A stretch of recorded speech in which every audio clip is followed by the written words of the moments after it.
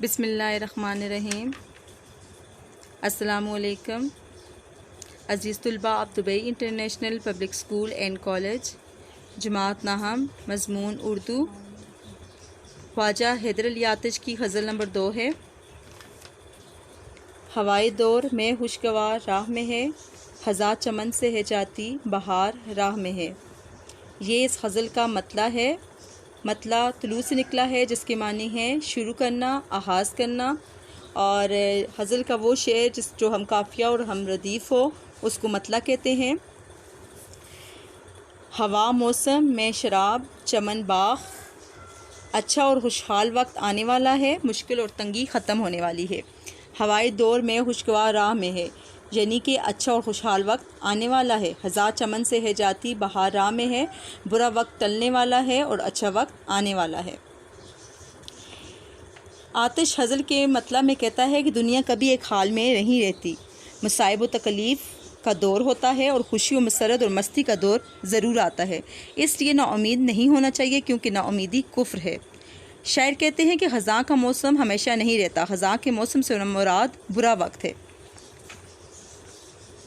خزاں کے بعد بہار ضرور اپنی رنگینیاں دکھاتا ہے، بہار کی آمد ہے اور خوشگوار شراب کا دور چلنے والا ہے۔ دراصل بہار میں شراب جیسی مستی پیدا کرنے کی حیثیت پائی جاتی ہے۔ بہار کی شراب میں جو نشہ پایا جاتا ہے وہ انسان کو تر و تازہ کر کے صحت مند بناتا ہے، جبکہ اصلی شراب اسے مدہوش کرتی ہے۔ یہاں شاعر بہار کے موسم کی خمار کی طرف اشارہ کر رہے ہیں۔ خزاں کے جانے اور بہار کے آنے کا منظر بڑی خوبصورتی سے پیش کر کے انسان کو یہ احساس دلانا چاہتے ہیں کہ نا امیدی گناہ ہے، اور امید اللہ تعالیٰ سے امید رکھنا ایک اللہ تعالیٰ کی انسان کی رجائیت پسند ہونے کی نشانی ہے۔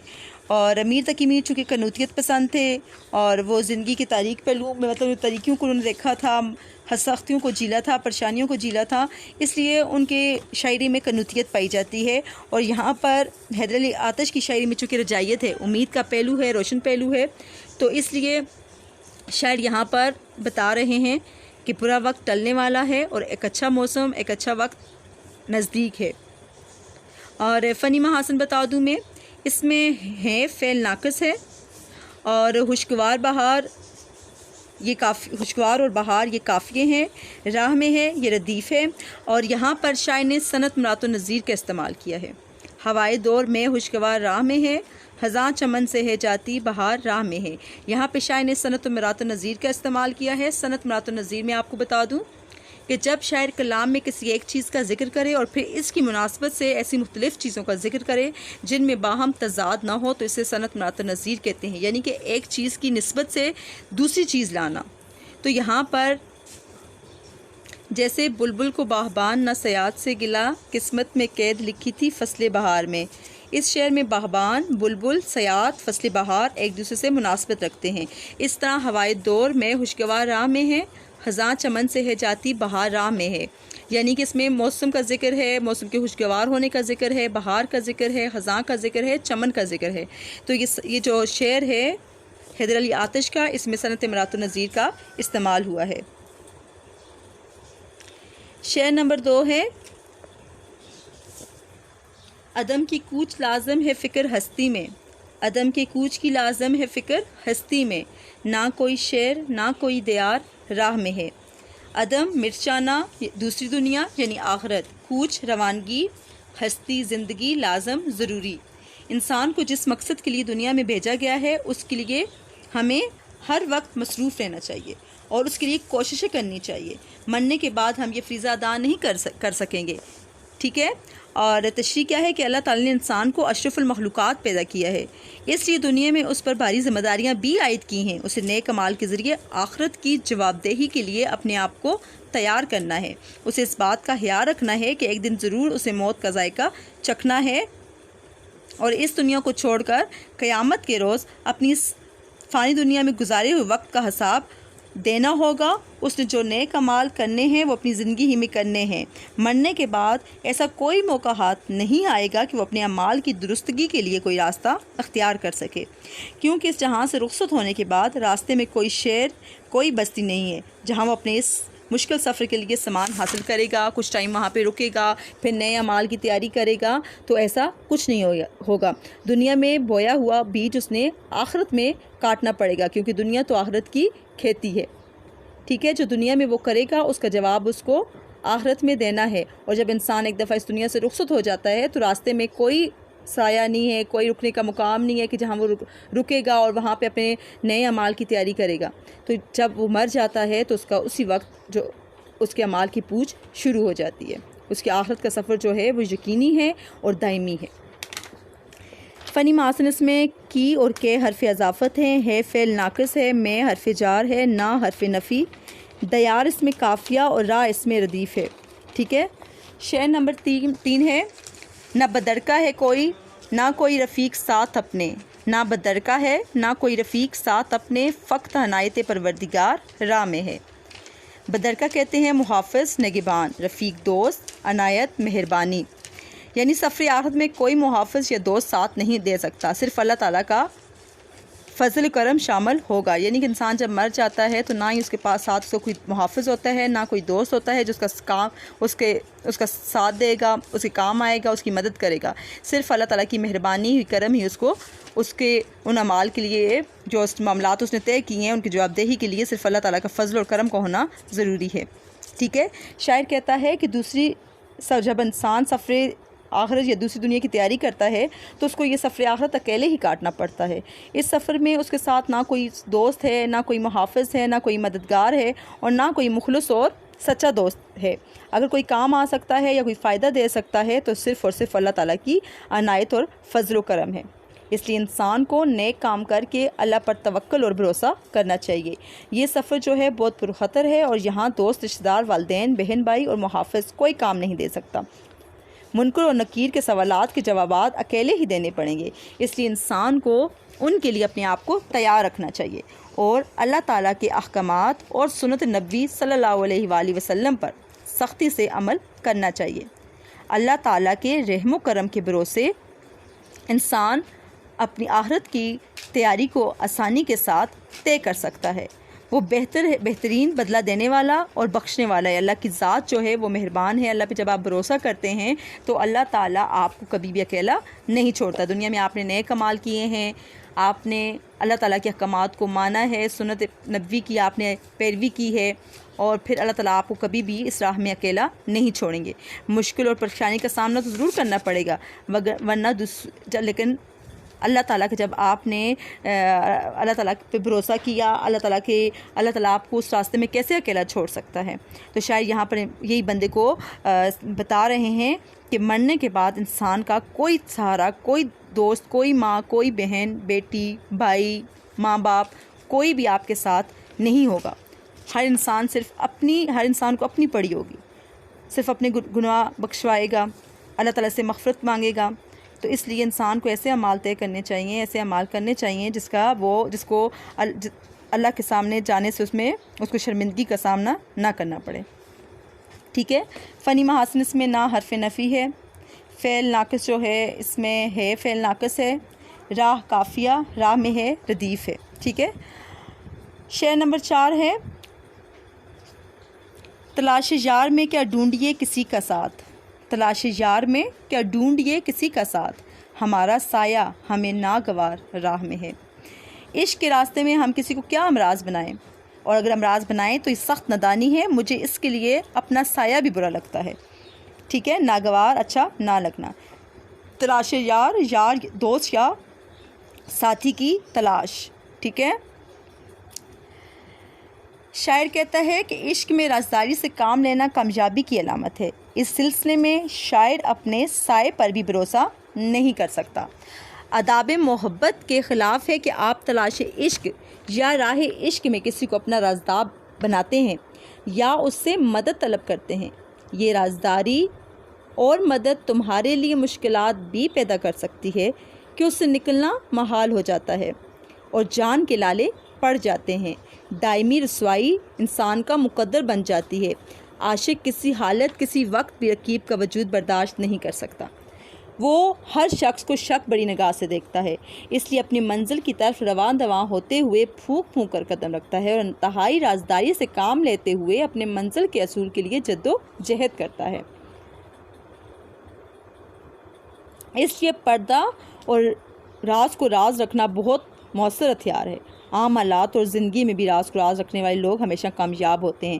کہتے ہیں اعتماد کرنا اچھی بات ہے لیکن نہ کرنا اس سے زیادہ اچھی بات ہے، ورنہ ایک سیکنڈ میں انسان جو ہے لاچار اور بے بس ہو کر شکست تسلیم کرنے پر مجبور ہو جاتا ہے۔ یہ عشق نہیں آساں بس اتنا سمجھ لیجئے، یہ عشق نہیں آساں بس اتنا سمجھ لیجئے، ایک آگ کا دریا ہے اور ڈوب کے جانا ہے۔ میں حرف جار، کیا حرف استفہام اور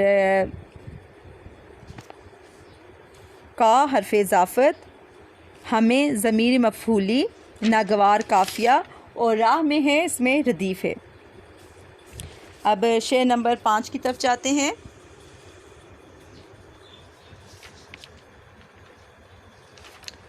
سفر ہے شرط مسافر نواز بتیرے، سفر ہے شرط مسافر نواز بہتیرے، ہزار ہا شجر سایہ دار راہ میں ہے۔ مسافر نواز، مسافر پر مہربانی کرنے والا، ہزار ہا کئی ہزار، شجر درخت، اس میں یہ شاعر اب یہاں پر یہ کہتے ہیں کہ اللہ تعالیٰ کی مدد سے مسلمان بہت سی کوشش کے ساتھ ان دشمنوں کا مقابلہ آسانی کے ساتھ کر سکتا ہے۔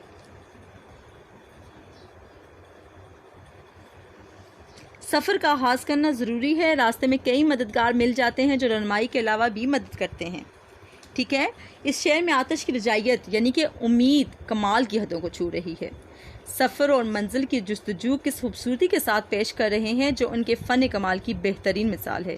شاعر کہہ رہے ہیں کہ اگر انسان خلوص نیت سے اپنی منزل کو حاصل کرنے کے لیے نکل کھڑا ہوا ہے اور اعتماد سے اسے حاصل کر کے نیکی، سچی امنگ اس کے اندر کروٹیں لے رہی ہیں، تو راستوں کی دشواریاں خود بخود ختم ہو جاتی ہیں اور منزل دن بدن قریب سے قریب تر ہو جاتی ہے، بلکہ منزل خود اپنے راہی کی تلاش میں نکل پڑتی ہے۔ صرف حوصلہ اور حاض شرط ہے۔ کئی لوگ اس کی مددگار ہو جاتے ہیں جو اسے منزل کے حاصل کرنے کے آسان راستوں سے متعارف کرواتے ہیں اور معاون و مددگار بھی ہوتے ہیں اور وہ آسانی سے اپنی منزل حاصل کرنے میں کامیاب ہو جاتا ہے۔ راہ میں آئیں گے فلک بوز پہاڑ، دیکھ ذوق سفر راہ سے ہٹ جائے، اپنی پرواز میں تھوڑا سا سلیقہ رکھنا، فاصلے دیکھنا پھر خود ہی سمٹ جائیں گے۔ ٹھیک ہے، غزل کے نقطۂ نظر سے اس شعر کا یہ مطلب بھی ہو سکتا ہے کہ شکر خورے کو خدا شکر دیتا ہے۔ اگر کوئی شخص مسلک عشق اختیار کرے، یعنی کہ عشق کو اچھے طریقے سے مطلب مناسب طریقے سے اختیار کرے، تو کہیں اس کی ناامیدی کی وجہ سے وہ کہیں بھی راستہ گھبرا کر اپنا نہیں چھوڑے گا۔ ارادے مضبوط اور ہمت بلند ہو تو دنیا پرخلوص لوگوں سے بڑی پری ہے، کوئی نہ کوئی اسے اپنی مرضی کا اور سچی اور پرخلوص محبت کرنے والا اسے ضرور ملے گا، اور جو اسے اپنی زلفوں کا اسیر بنائے گا، اور عاشق کی پیاس ضرور ختم ہوگی۔ اور بچوں، خواجہ حیدر علی آتش اپنے اس شعر میں اپنے قاری کو ہمت نہ ہارنے اور سرگرم عمل رہنے کی نصیحت کر رہے ہیں۔ فنی محاسن اس میں ہے فعل ناقص، ہزارہا شجر مرکب عددی بھی ہے، صنعت سیاقت الاعداد بھی ہے۔ صنعت سیاقت الاعداد سے مراد ہے کہ جہاں پر شاعر گنتی کے حروف استعمال کرے۔